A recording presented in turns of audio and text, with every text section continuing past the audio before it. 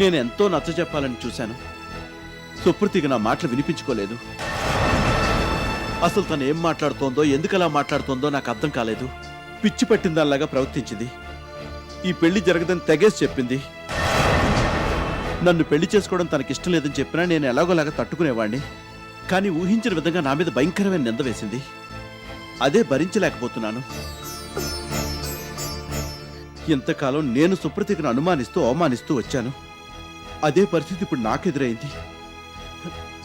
Maybe I deserve all this. నేను చేసిన తప్పు మూలంగానే నాకు ఈ శిక్ష పడిందేమో. అయ్యో, ఏంటో ఇదంతా. ఈ సమయంలో ఇలా జరుగుతుందని నేను అనుకోలేదు. అసలు సుప్రతీక్ ఇదంతా చెప్పిందెవరో? ఏమో మరి. వాళ్ళు అసలు ఎందుకు ఇలా చేశారో కూడా నాకు అర్థం కావడం లేదు. బాలకృష్ణ గారు, ప్లీజ్ మీరు బాధపడకండి. రమేష్ గారు ఎలాగైనా సుప్రతీక్కి నచ్చజెప్తారు. నాకు ఆయన మీద పూర్తి నమ్మకం ఉంది. సుప్రతీక్ కూడా ఆయన మాటంటే చాలా గురి. తప్పకుండా కన్విన్స్ అవుతుంది. తన పొరపాటును తెలుసుకొని మీకు సారీ చెప్తుంది. మీరేం ఆందోళన పడొద్దు. 2-3 రోజుల్లోనే సుప్రతీక మనసు మారిపోతుంది. మీకు అపాలజీ చెప్తుంది. నాకు ఆ నమ్మకం ఉంది. మీరు టెన్షన్ పడకండి. నా సంగతి సరే. సమత విషయం గురించి సుప్రతీకి చెప్దాం అనుకున్నాను. ఈ కబురు విని తను ఎంతో సంతోషిస్తుందనుకున్నాను. కానీ నాకు ఆ అవకాశమే రాలేదు. నా చేతుల్లోంచి స్వీట్స్ లాక్కుని విసిరి నేలకేసి కొట్టింది సుప్రతీక. విపరీతంగా ఆవేశపడిపోయింది.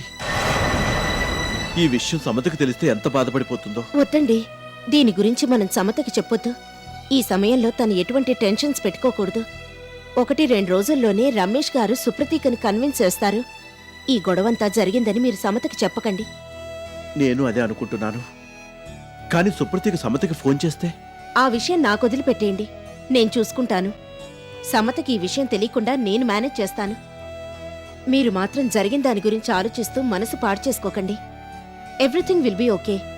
రమేష్ గారు త్వరలోనే ఈ సమస్యని పరిష్కరిస్తారు. ఈ పెళ్లి తప్పకుండా జరుగుతుంది. మీరింకేం ఆలోచించొద్దు.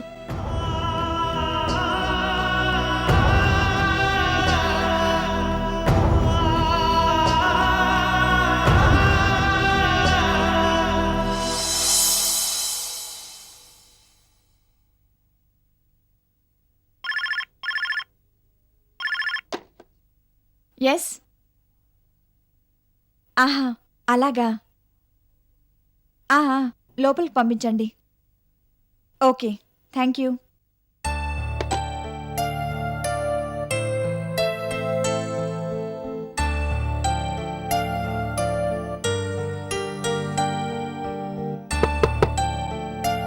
Yes, come in.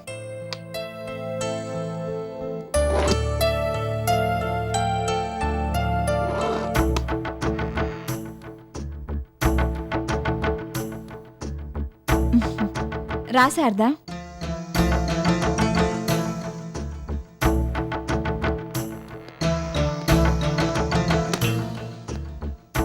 ఎలా ఉన్నావు?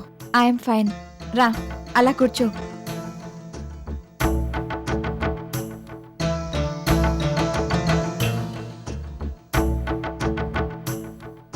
అదేంటి అలా ఉన్నావు? ఒంట్లో బాగుండలేదా? లేదు. ఏమైంది? I'm very sorry Sridevi. Extremely sorry.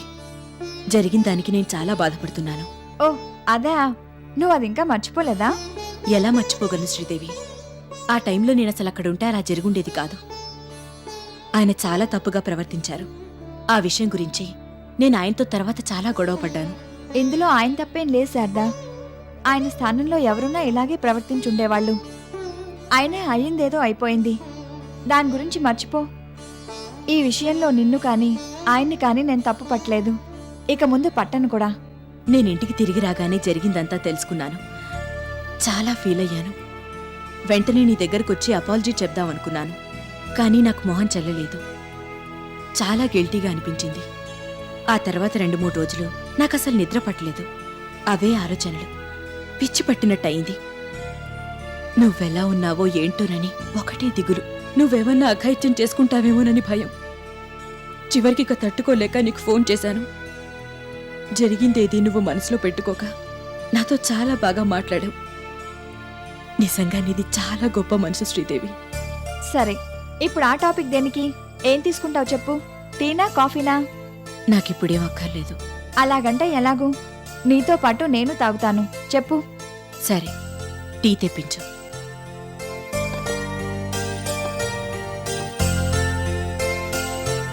ఆ, నేను శ్రీదేవిని మాట్లాడుతున్నాను. నా క్యాబిన్ కో 2 టీలు పంపించండి. రెగ్యులర్ టీనే. ఓకే. ఏంటోని, నీ కష్టాలు ఎప్పుడు తీరుతాయో అర్థం కావడం లేదు. నేనుండి కూడా నీకేమీ చెయ్యలేకపోయాను. ఇంకేం చేయాలి? నన్నెంతో అభిమానంగా చూసుకున్నావు. మీ ఇంట్లో ఆశ్రయం ఇచ్చావు. అంతకన్నా ఎవరు మాత్రం ఏం చేయగలరు? అయినా ఇప్పుడు నాకే కష్టాలు లేవు. చాలా హ్యాపీగా ఉన్నాను. కాదులే, నువ్వు నాతో చెప్పడం లేదు అంతే. పైకి నవ్వుతున్నావు గాని నీ మనసులో ఎంత బాధ ఉందో నేను అర్థం చేసుకోగలను. అలాంటిదేం లేదు. నేను నిజంగానే హ్యాపీగా ఉన్నాను. ఈ మధ్య నాకు ఈ ఆఫీస్లో మేనేజర్గా ప్రమోషన్ వచ్చింది తెలుసా? అలాగా? అవును. బాలకృష్ణ గారికి నేనంటే చాలా అభిమానం. ఇక్కడ ఉద్యోగం దొరకడం నిజంగా నా అదృష్టం. పోన్లే, నువ్వెక్కడున్నా హ్యాపీగా ఉంటే చాలు. నీకింకో విషయం తెలుసా? ఊరి నుంచి అమ్మ ఫోన్ చేసింది. అలాగా? అవును. ఇక్కడికొచ్చి నన్ను కలుస్తానని ఫోన్ చేసింది. అవునా? అవును. ఇప్పటికైనా అమ్మా నాన్న నన్ను అర్థం చేసుకున్నందుకు చాలా సంతోషంగా ఉంది. ఊళ్ళో ఎవరేమనుకున్నా నాకు పర్వాలేదు. మా ఇంట్లో వాళ్ళకి నా మీద నమ్మకం కుదిరింది. అది చాలు నాకు. I'm feeling very relieved now. పోన్లే, ఇక నాకే దిగులు లేదు. మీ వాడు నిన్ను యాక్సెప్ట్ చేశారు. ఒంటరి దానివని ఇక నువ్వు బాధపడాల్సిన పనిలేదు. ఇంతకి ముందులాగానే ఇప్పుడు నీకందరూ ఉన్నట్టే. అవును. ఇంకో విషయం చెప్పనా? అదేంటి సిగ్గుపడుతున్నావు? అప్పట్లో నాకు పెళ్లి సంబంధం చూశారు. మధ్యలో ఈ పుకార్లు పుట్టడంతో దాన్ని పక్కన పెట్టేశారు. ఇప్పుడు మళ్ళీ ఆ పెళ్లి కొడుకు ఫోటోని తీసుకొస్తున్నానని అమ్మ నాతో చెప్పింది. అలాగా? అవును. Wow, very good. మంచివాళ్లకెప్పుడూ అన్యాయం జరగదని మరోసారి రుజువైంది. నీకా పెళ్లికొడుకు నచ్చాలని మనస్ఫూర్తిగా కోరుకుంటున్నాను. త్వరలోనే నిన్ను పెళ్లిపీటల మీద చూడాలని ఆశపడుతున్నాను. అప్పుడే అంత దూరం వెళ్ళిపోతావే? ఆ పెళ్లి కొడుకు నాకు నచ్చాలి, నేను అతనికి నచ్చాలి. ఇంకా చాలా ఉంది తతంగం. అన్నీ టకటగా జరిగిపోతాయిలే. I wish you all the best. Thank you.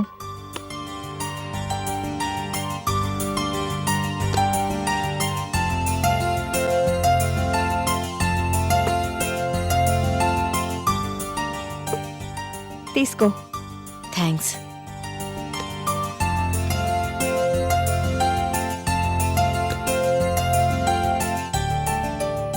ఎలా ఉంది టీ? చాలా బాగుంది.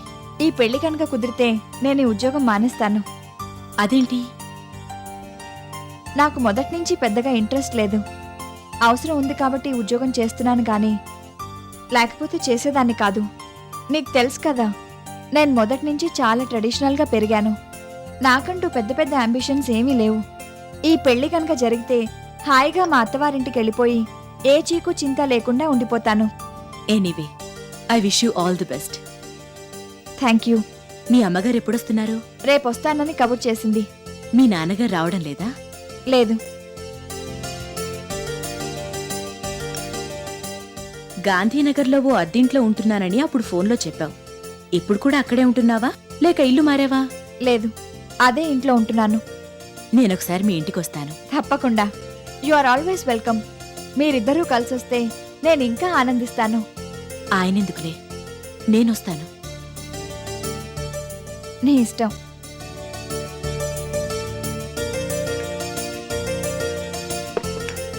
నేనిక బయలుదేరతాను.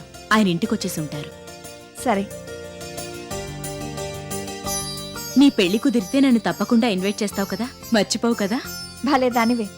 నువ్వు రాకుండా నా పెళ్ళెలా జరుగుతుంది? మీరిద్దరూ రావాలి. నేనే మీ ఇంటికొచ్చి మిమ్మల్ని ఇద్దరిని పర్సనల్గా ఇన్వైట్ చేస్తాను. Thank you. Once again wish you all the best. Thank you. వస్తాను.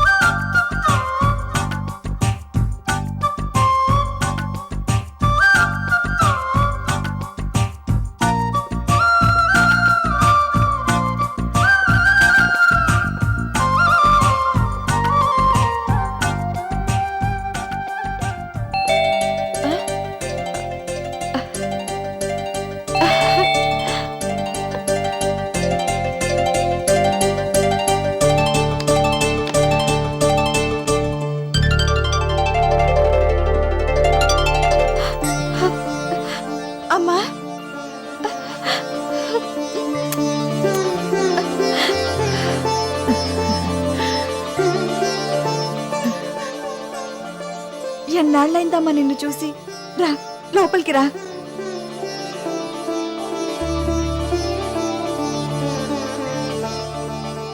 ఈ మధ్య ఇంట్లోకి మారాను.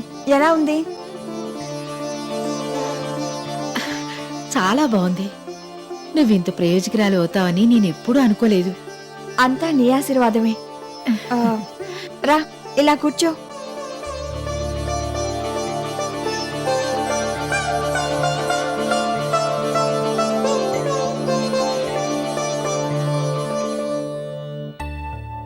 దీన్ని ఆ లోపల గదిలో పెడతాను. నువ్వు ఇప్పుడు కాఫీ తాగుతావా లేకపోతే స్నానం చేశాక తాగుతావా?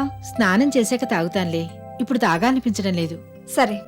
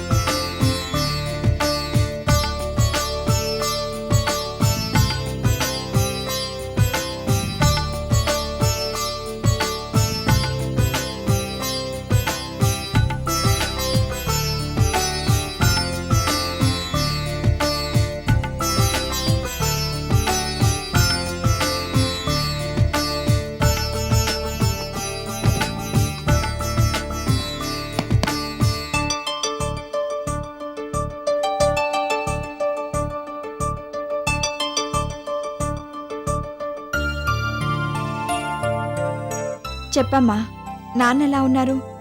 ఆయన్ని చూసి ఎన్ని రోజులైందో. ఆయన్నేంటి, నిన్ను కూడా చూసి చాలా రోజులైంది. నువ్వు మొన్న ఫోన్ చేసి నాతో మాట్లాడితే నేనెంత పొంగిపోయానో తెలుసా? ఇన్నాళ్ళకి నేను మీకు గుర్తొచ్చానన్నమాట. తెలుసో తెలియకో మిమ్మల్ని అందరినీ చాలా ఇబ్బంది పెట్టాను. నన్ను క్షమించమ్మా. ఇప్పుడు ఆ పాత విషయాలన్నీ గుర్తు చేసుకుని బాధపడొద్దు. నీతో పాటు మేము నరకం అనుభవించాం. నువ్వు మా నోరు వచ్చినప్పుడు మీ నాన్న నీ మీద విరుచుకుపడ్డారు, కానీ ఆ తర్వాత నువ్వు వెళ్ళిపోయాక కుమిలి కుమిలి ఏడ్చారు. ఆయన్ని ఓదార్చడం నా వల్ల కాలేదు.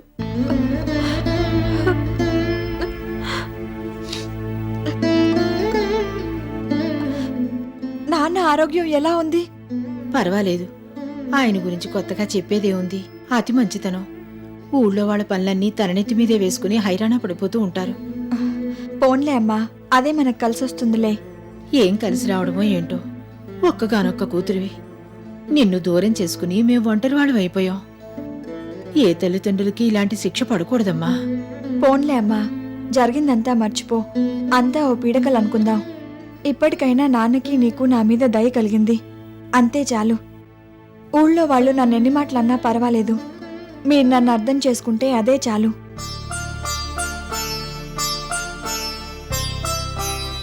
ఏంటమ్మా అలా చూస్తున్నావు? అబ్బే ఏం లేదు, ఏం లేదు. ప్రయాణం చేసి బాగా అలసిపోయావు.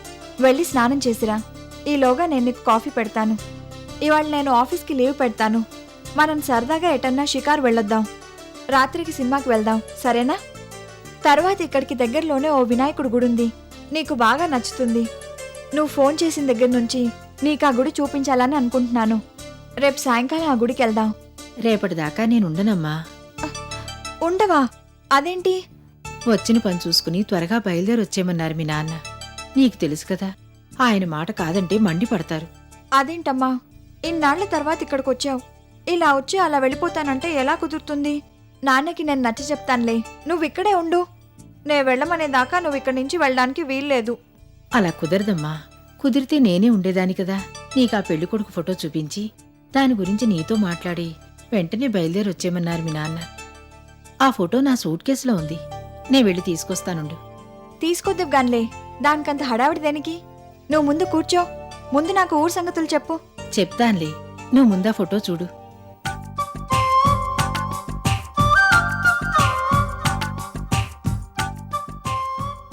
నాదే ఉందమ్మా, నీకు నాన్నకి నచ్చితే చాలు. అదేంటి అలా అంటావు? నువ్వు కూడా చూసి బాగానే ఉన్నాడనంటే ఈ పెళ్లి ఖాయం చేద్దామన్నారు మీ నాన్న. నువ్విక్కడే ఉండు, నేను ఆ ఫోటో తీసుకొస్తాను.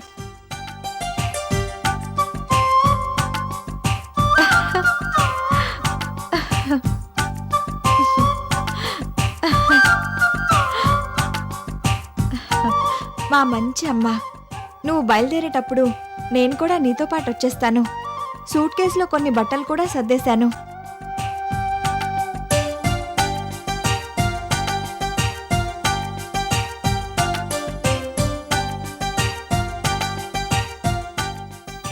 తీసుకో, చూసి నీ అభిప్రాయం చెప్పు.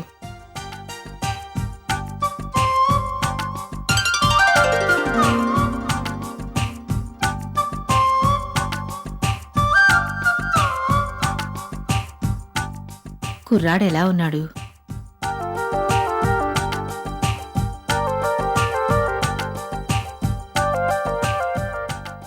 ఎంబీఏ చేశాడట. సొంత బిజినెస్ పెట్టుకోవాలనుకుంటున్నాడు. చాలా మంచివాడు. వాళ్ళకి ఒక్కడే కొడుకు. ఆస్తి కూడా బాగానే ఉంది.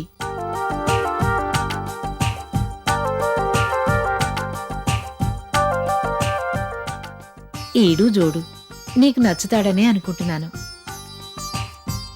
నీకు నాన్నగారికి నచ్చితే నాకు నచ్చినట్టే. నీ మాట అంటే ధనలక్ష్మికి వేదవాక్కు. నీకు కుర్రాడు నచ్చాడని తెలిస్తే అది సంతోషంతో పొంగిపోతుంది.